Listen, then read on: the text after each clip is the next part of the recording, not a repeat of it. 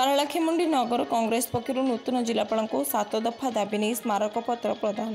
गजपति जिला पारलाखेमुंडी स्थित जिलापाल कार्यालय आज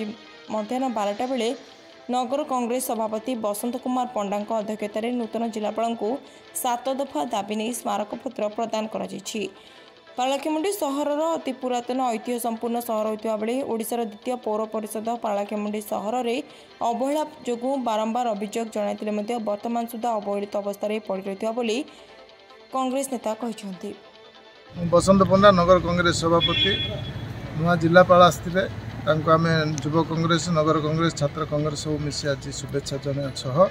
आम पारलाखेमुंडी सहर 7 दफा दाबी उपस्थापन करछु स्मारक पत्र देचु से स्वास्थ्य शिक्षा गमनागमन म्युनिसिपालिटी अवहेला रामसागर सीतासागर समस्त विषय पारलाखेमुंडी 7 दफा दाबी जिलापाल को जनइचु 7 दिन समय आम देचु जिलापाल को यापर जदि आप कार्यानुष्ठान ग्रहण करा न जीव आमे प्रत्येक दिन गोटे गोटे ऑफिस रे आमे विक्षेप जनइबू तापर से भी न हो बोले आम जिलापाल ऑफिस रे घेराव करा बाध्य।